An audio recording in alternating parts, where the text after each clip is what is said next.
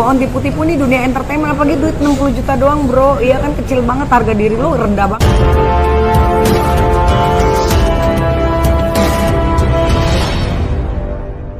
Oke, Reza Herlambang ini aku kenal tahun 2019. Waktu itu dia tiba-tiba DM aku kan pada saat aku viral-viral, suara aku yang terlalu merdu, yang terima kasih, yang sampai jangkrik orang pada mati kata Bang Hotman Paris. Ya kan, tapi gue tetep pede ya kan, dan menghancurkan seluruh acara TV semua suara gue itu. Nah setelah itu dia DM, Beb apa kabar, salam kenal bla bla bla bla, dia mau bikinin aku lagu. Terus akhirnya janjian di apartemen, ya kan, ketemuan ngobrol-ngobrol-ngobrol, terus ngobrol masalah angka.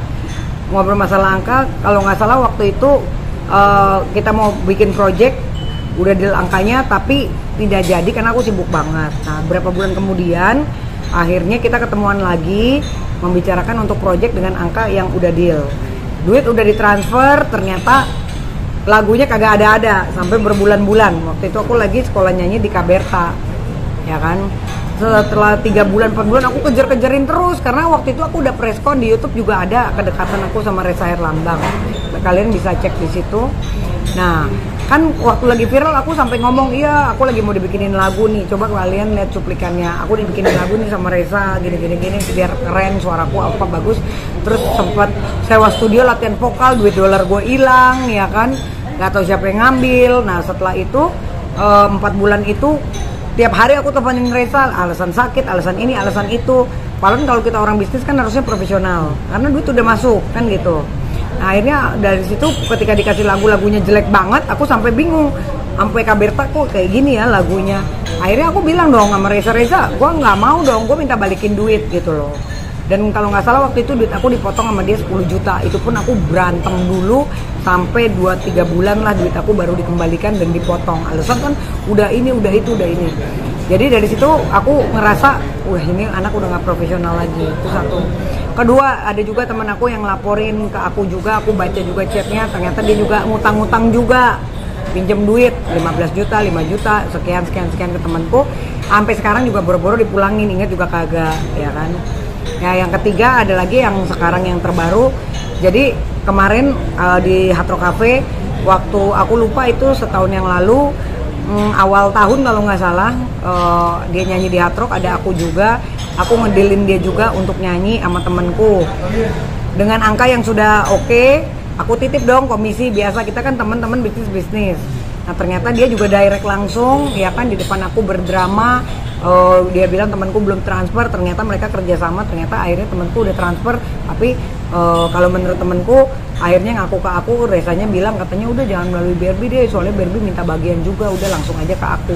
Nah dalam 1 minggu itu aku dibikin kayak orang bodoh. Aku teleponin teman aku, Beb gimana, kamu kan udah janji sama aku mau transferin Reza, tapi transfernya jangan melalui langsung ke Reza ya, karena aku pernah ada kejadian gak enak, nanti takutnya kembali lagi seperti itu. Aku bilang kan, aku kan jagain temen aku dong. Tapi ternyata Reza jelekin aku juga, itu jangan sama Barbie karena dia minta bagian gini. Nah temen aku kepancing juga kan gitu, karena kan dia orangnya kalem, nice. Kalau ngomong kan kayak ho banget, tapi drama semua kan. Nah terus akhirnya aku 1 minggu itu aku telepon Reza, Ja gimana? Kamu aku jadi nggak enak nih, temenku belum transfer. Ya udah Beb, kamu urusin deh, kata Reza. Iya kan aku juga lagi perlu duit nih. Ya udah gimana caranya dia transfer. Aku telepon temanku, aduh Kak nanti dulu Kak, aku lagi ada keperluan anakku Kak, segala macam. Aku diombang-ambing sampai akhirnya aku berantem sama temen aku. Aku bilang, aku jadi gak enak loh sama Reza, kamu jangan kayak gitu dong, Reza tuh profesional, segitu baiknya loh gue ngangkat Reza, tapi ternyata di balik itu Reza nyakitin aku, hianatin aku, ternyata duit dia udah diterima. Dan apa yang terjadi 3 minggu kemudian temanku telepon, akhirnya baru ngaku, Kak bener Kak kata kamu Kak, aku nyesel, aku udah transferin Reza. Lah terus salah sendiri, kamu nggak mau dengerin aku kan bilang aku pengacara, nanti aku yang bikinin kontrak biar masuk rekening aku dulu, karena aku pernah punya kejadian gak enak. Aku nggak ceritain tuh detail kejelekannya Reza pada saat itu, tapi karena temanku mungkin merasa ya Reza ganteng, Reza ini mungkin terlalu percaya apapun itulah dengan triknya dia, seperti kayak ya udah dipercaya aja. Ya sudah akhirnya dia Kak mau gimana ya Kak, aku susah banget hubungin dia. Dan akhirnya dari awal tahun itu sampai dengan kemarin bulan Agustus baru dia bikin surat laporan, ternyata dia sudah masuk duit 69 juta. Nah, tadinya dia mau pakai aku sebagai kuasa hukum, tapi aku minta lo bayar gue mahal karena lo udah nyakitin gue gituin dong. Gue kalau duit receh I'm so sorry, ngapain, gue bilang gitu. Nah, waktu itu aku nggak sempet angkat berita karena aku pikir kan gue paling males ngomongin orang kalau nggak ada bukti kan gitu.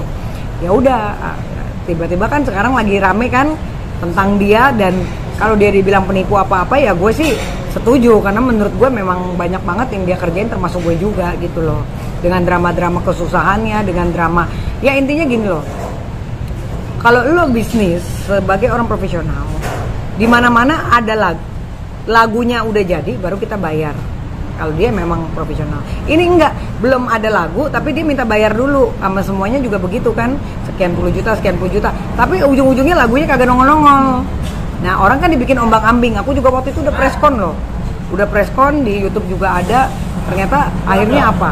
Berantakan, lagunya nggak sesuai hasilnya. Dan waktu itu kita minta balikin duit sampai berantem. Nah, ada manajernya itu siapa namanya? Tadi gue salah sebut. Tadi gue sebutnya Mbak Astrid. Ternyata bukan, ada yang gemuk tuh yang pakai jilbab, siapa sih namanya?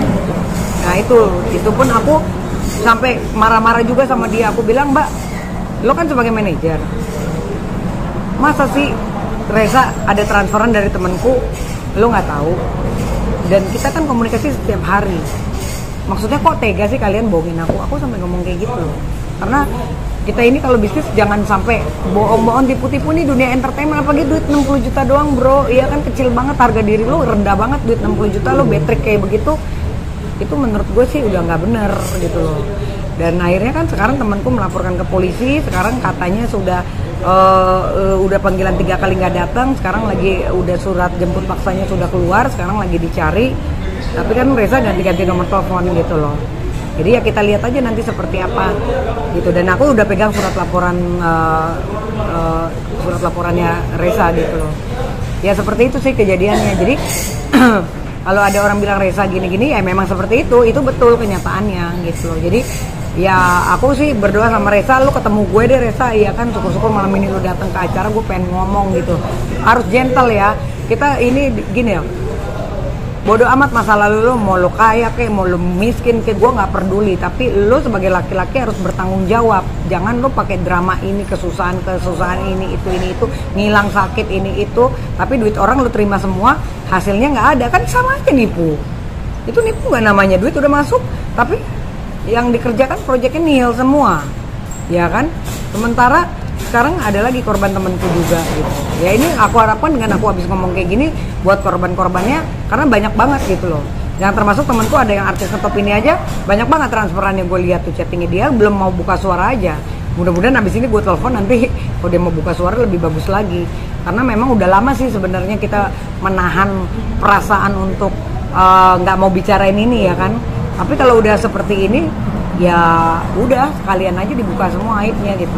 Kok kalau gini loh, kalau lo emang orang baik, lo pasti nggak mungkin diomongin orang jelek. Contoh misalnya kayak gue diomongin orang halu ini terserah, tapi kalau kenyataannya hidup gue baik, gue jabatan gue tinggi di mana-mana, gue orang respect, kan beda. Itu kan dunia panggung, benar gak? Tapi kalau lo kan apa, di panggung lo kayaknya pencitraannya luar biasa, terzolimi, kayaknya lo jualan ini jualan itu, padahal lo tipu sana tipu sini, lo kena batunya kali ini, lo lihat aja nanti gitu loh.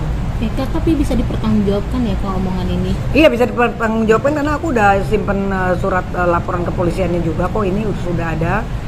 Ya kan, ini juga udah ada. Tapi aku nggak mau ini dulu ya, jangan di ini dulu. Ini sudah dilingkarin juga, total kerugian 69 juta.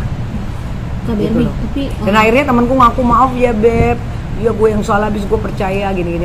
Lo nggak bener juga, gue bilang. Kenapa? Kalau kita sebagai teman gini loh, kita kan harus, orang bisnis itu jangan merusak link, jangan direct langsung, hargain siapa yang menjembatani kan gitu. Tapi kalau udah mau cari celah sendiri, merasa pede sendiri, ya udah kena batunya ya. Sekarang rasain, kan lumayan duit 69 juta, akhirnya project nggak jadi, semuanya nggak jadi apa-apa. Ya sekarang akhirnya dia lapor polisi gitu. Tapi Kak, udah coba berusaha menghubungi? Kan dia ganti-ganti telepon, si Reza. Gua waktu itu sampai berantem, sayang nih handphone aku baru ganti, jadi chatting hilang ya. Waktu itu panjang banget berderet. Waduh, kalau permasalahan ini gua angkat dari dulu mungkin udah enak banget sih. Cuman kan aku nggak mau sebenarnya aib-aib yang dan duit receh menurut aku yang kayak gitu kan malu-maluin 30 juta, 60 juta, 100 juta duit receh. Sekalian aja lo kalau mau ngembat tuh yang gede. Tapi kan pernah juga ngembat yang gede yang hampir 1 miliar yang katanya dibikinin video klip, totonya hasilnya nggak sesuai. Itu juga kalau nggak salah ada anak anggota dewan kalau nggak salah. Itu pun aku juga dengar juga gitu loh. Jadi memang di dunia pertemanan tuh udah di blacklist sana sini. Makanya tadi ada Mas Ageng Kiwi, gue sempet marahin juga. Ngapain lu dukung dia gitu, lu dukung orang yang benar. Bawa orang nggak benar nanti bahaya kan begitu. Akhirnya tipu sana tipu sini, utang sana, utangnya bererotan kali itu. Ya makanya mudah-mudahan kita lihat aja nanti siapa-siapa yang banyak korban. Kalau gue kan ngomong udah ada buktinya, jadi gue nggak takut gitu aja kan. Karena gue sendiri yang mengalami, ya kan udahlah dulu project gue nggak jadi, ya kan. Tanya Kak Berta lah gitu aja kayak gimana. Kan baru berani speak up ini setelah ramai nih, nggak takut dibilang pansos kan? Enggak, kalau pansos enggak, karena aku dari 2019 kan udah ada tuh video aku sama Reza Herlambang, malah kan di situ aku digosipin kedekatan aku sama Reza. Jadi sebenarnya bukannya pansos, karena berita gue juga lagi cetar kan, gue juga lagi keren-kerennya gitu, berita yang positif sebenarnya ya. Jadi kalau ini lebih kayak gini loh, lebih kayak biar masyarakat tuh tahu siapa sih sebenarnya. Sekarang kan masih simpang siur. Gue lihat kan komentar-komentar di YouTube, oh Reza kasihan, wah bener-bener, wah kayaknya mulia sekali ya kan, bawa-bawa Allah, bawa-bawa ini, padahal teganya minta ampun, ya kan. Kita kan duit kan kerja capek nyari loh, capek nyari duit untuk kerja gitu. Tapi kok dia tega diteleponin setiap hari, Ja gimana duit gue, entar ya Beb, Ja gimana ini proyeknya, entar ya Beb, entar ya gue sakit, entar ya. Dan dia masa bodoh banget gitu, bisa dia bermain dengan cara-cara seperti itu. Gue nggak ngerti gitu, ilmunya tuh hebat banget dan tetap cool, tetap tenang gitu. Makanya aku sih berharap kalau ada Reza, aku pengen ketemu sebenarnya gitu. Itu aja sih. Kak kenal sama Reza sendiri udah berapa lama? Udah dari 2019. Sebelumnya memang kita udah pernah kenal, udah lama, tapi nggak pernah intens berkomunikasi. Tapi circle-nya dia kan circle aku juga gitu loh. Itu yang pembuatan video klip itu sendiri? Pembuatan video klip yang dia janjikan juga nggak ada yang jadi, orang lagunya aja katanya mastering Amerika ini itu kita transfer berapa dulu, gue transfer 30 juta kalau nggak salah. Ternyata bullshit doang gitu. Ternyata nggak ada, gue nggak ngerti. Makanya kan yang aku tahu dulu Reza itu kan profesional ya, tapi sekarang nggak ngerti mindsetnya kemana dan manajernya juga seperti apa. Gue nggak ngerti mereka kolaborasinya kayak gimana sehingga kok malah proyeknya nggak ada yang jalan, padahal tiap hari gayanya kalau kita ketemu kan kayaknya lagi sibuk banget, meeting sono ribet banget sininya. Ternyata duit orang semuanya yang udah masuk nggak ada yang dikerjakan kan begitu kan, nggak boleh kayak gitu. Kak Berbi seemosi ini gitu untuk menceritakan pengalaman dikecewakan sama Reza ini, apa yang bikin paling sakit hati banget? Ya sakit hati karena aku karena itu aku udah sempet preskon tuh yang aku kedekatan sama Reza. Waktu itu kan aku udah publikasi juga, kalau aku nggak tahu tuh media mana di YouTube mungkin dilihat aku deket sama dia segala macam. Aku udah ya pada saat itu punya, namanya kita udah bayar nih, ya kan udah bayar ya kita punya harapan dong, wajar dong kan kita produser ya kan.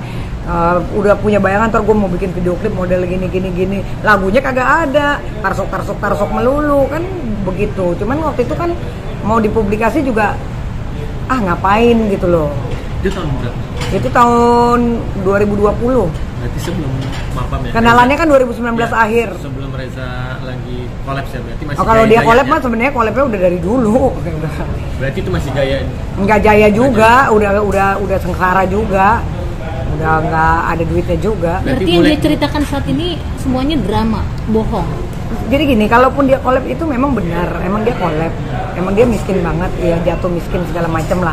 Tapi ada unsur pidananya, dia melakukan hal-hal yang tidak baik. Ini yang harus orang pada tahu kan begitu. Kalau dia emang terpuruk, dia keuangannya hancur ya normal. Ya gimana nggak hancur lo kalau nipuin orang melulu? Dan orang kan nggak ada yang speak up selama ini gitu loh. Nah kali ini kan banyak yang speak up, jadi gue mendukung yang bilang dia itu penipu, gue mendukung yang bilang dia itu memang orangnya tidak profesional, karena aku pun dilakukan seperti itu terhadap aku juga. Sepengetahuan dia sebagai teman lah dulunya teman. Dia mulai collab tahun setelah? Aku sih gini, karena kan kita di pertemanan kita udah mulai nggak suka ya. Jadi kemarin itu juga waktu gue lagi mau bikin garap project sama Reza juga, di circle kita kan diomongin, kan aku dijodoh-jodohin. Tapi kan akhirnya pada ngomong, janganlah Reza nih utang sama gue gini. Ya teman-teman udah mulai pada menjauh dari dia gitu loh. Dan dia juga kan nggak tahu gaulnya, nggak jelas kan. Dulu kan di partai ini gayanya selangit, ternyata orang di partai ini duitnya juga banyak yang begituin juga dengan proyek iming-iming nyanyi ya, nggak, ternyata lagunya nggak ada yang jebol, ya kan, nggak ada yang seindah dulu kan begitu. Nah pertanyaannya, kenapa bisa begitu? Kalau emang kamu profesional ya udah dong, terima. Orang udah terima duit kan udah percaya dong. Ya lakukan dong, kerjakan apa yang kamu bisa kan gitu. Kan katanya hebat tapi ternyata zong. Ya mendingan kayak gue ya kan, gak banyak omong, tiba-tiba bikin video klip cepet terserah, mau dislike-nya ribuan juga emang gue pikirin. Yang penting gue punya karya. Ini loh yang gue bisa. Gue pakai duit gue sendiri, gue nggak pernah nipu orang. Mana ada laporan gue yang jelek-jelek. Paling cuma Barbie gini-gini, tapi sekarang kan bagus namanya. Pernah nggak ada Barbie nipu? Nggak ada. Gue sorry kalau duit harga diri.